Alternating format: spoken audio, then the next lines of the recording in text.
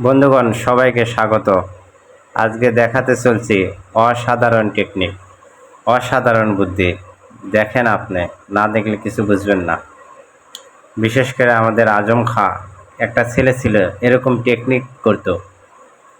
অনেক ছেলেরা আছে বয়ে থাকে, বসে থাকে, কাজ নাই কাম নাই, এরকম টেকনিকগুলো করে থাকে। ঠিক কি না বলেন? এরকম কেউ আছো নাকি ফেবুতে? থাকলে সাড়া দাও।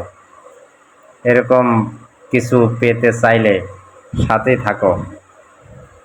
বন্ধুগণ, প্রাণপ্রিয় ভাই বোন এবং বন্ধুগণ, কত সুন্দর টেকনিক।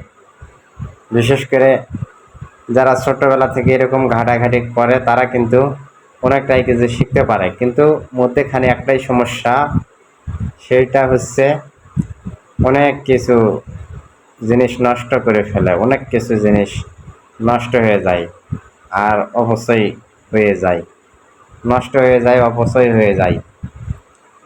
এরই মধ্যে যদি কেউ কিছু শিখতে পারে তাহলেই সাফল্য, আর না শিখতে পাইলে, আর যদি না শিখতে পারে তাহলে শুধু মাগার সময় নষ্ট, জিনিস নষ্ট, টাকা পয়সার ক্ষয়ক্ষতি, সময় নষ্ট, শুধু অপচয়। তবে শিখতে পারলেই ভালো।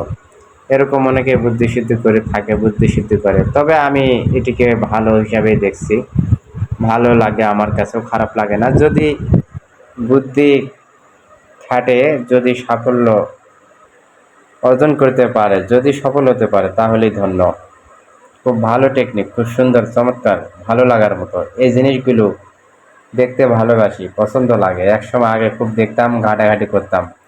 এখনো অনেক চেনা জানা পরিচিত অনেক ছেলেরা আছে এরকম টেকনিক খাটায়, এরকম অনেক কিছু করে দেখায়, অনেক কিছু করতে চাই। হয়তো কেউ পারে, কেউ পারে না, বোঝেন নাই। তবে সব কিছুর উপর একটাই কথা, মেধা শক্তি, জ্ঞান বুদ্ধি থাকতে হবে, তাহলে সব কিছু করা সম্ভব, তা না হলে সম্ভব নয়। তো কেমন লাগলো অবশ্যই জানাবেন, পাশে থাকবেন, লাইক কমেন্ট শেয়ার সাপোর্ট এবং ফলো করবেন। ভালো থাকবেন। দেখেন, বাকিটুকু দেখার অনুরোধ করছি। ভালো থাকবেন, ধন্যবাদ।